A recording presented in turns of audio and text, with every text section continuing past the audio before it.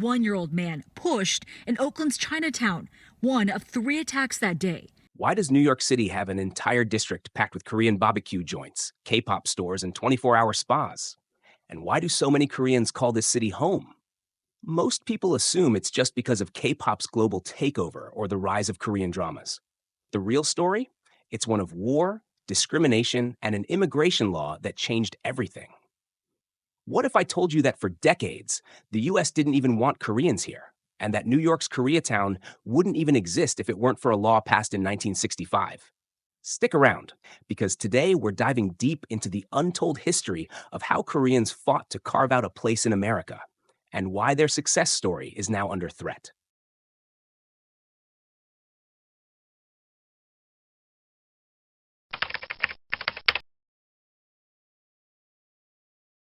To truly understand Koreatown, we need to look back at the history of Korean immigration to America. Why did Koreans first come to the US, and how did they establish a thriving community here in New York? The US has a long and complicated history with Asian immigration. In 1882, the Chinese Exclusion Act was passed, becoming the first US law to ban an entire ethnic group from immigrating. It severely restricted Asian communities from growing and led to decades of discrimination. Koreans, along with other Asian groups, faced major legal and social barriers. But despite this, the first wave of Korean immigrants arrived in the early 1900s. In 1903, over 7,000 Koreans were recruited to work on sugar plantations under harsh conditions. Most were seeking better economic opportunities and escaping political turmoil caused by Japanese colonial rule over Korea. During World War II, immigration laws slowly began to shift, but it wasn't until the Hart-Celler Act of 1965 that real change happened. After the Korean War, South Korea was left in economic devastation. During this time, the U.S. passed laws allowing war brides, Korean women married to American soldiers, and Korean orphans to immigrate. Thousands of Koreans moved to the U.S. under these programs. Additionally, many Korean professionals, such as doctors, nurses, and engineers, immigrated under the 1965 Immigration and Nationality Act, which ended restrictive quotas and opened the door for skilled workers.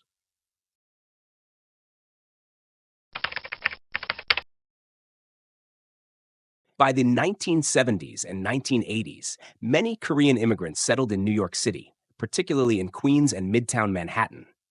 They built businesses from the ground up: grocery stores, dry cleaners, and garment shops, often working long hours to achieve success.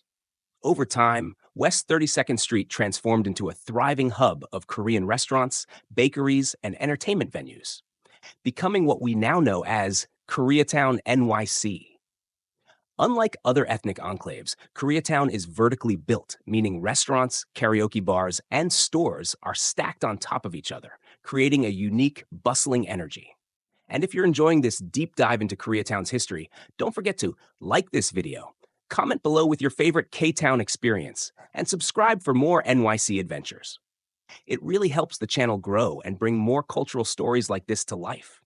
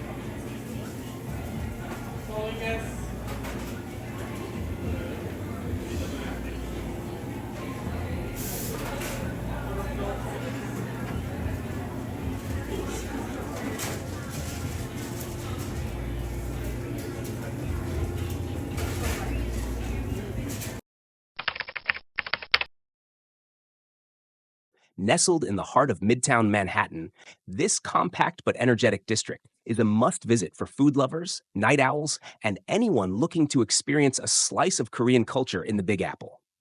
Koreatown, or K-Town, is located along West 32nd Street between Broadway and Fifth Avenue. While NYC has had Korean immigrants since the early 1900s, Koreatown as we know it started developing in the 1970s and 1980s when Korean businesses began opening in the area.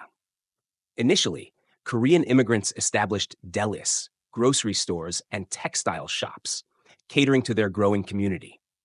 But as Korean pop culture, food, and entertainment gained worldwide popularity, Koreatown evolved into a lively entertainment and dining hub that attracts both Koreans and non-Koreans alike.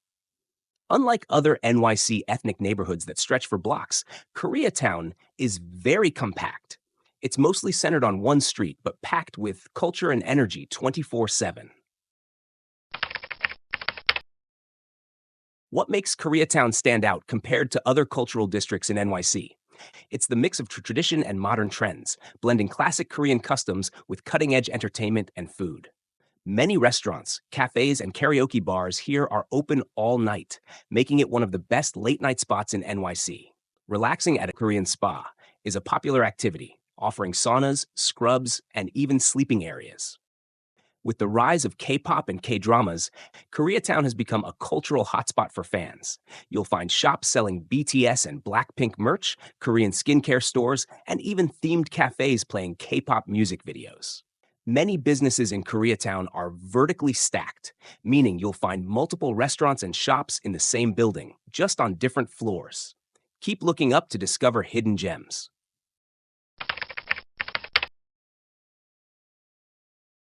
You can't come to Koreatown without indulging in its incredible food. Here are some must-try dishes. Any of them? What is Super App? Super Junior, I know.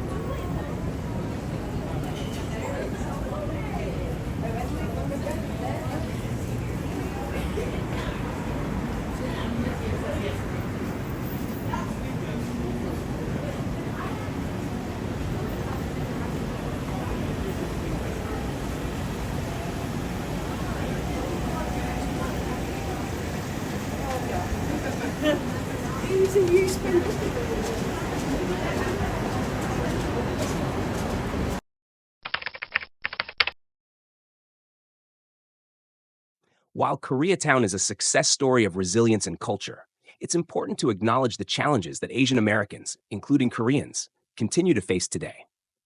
In recent years, anti-Asian hate crimes have surged, rising by 339% in major U.S. cities, according to NBC.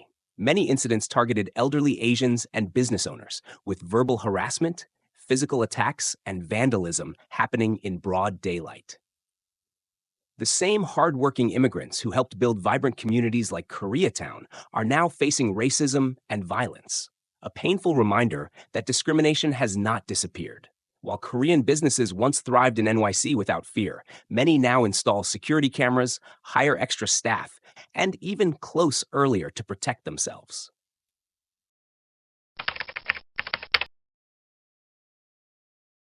Despite these challenges, Koreatown remains a symbol of resilience, a place where culture, food, and history unite people.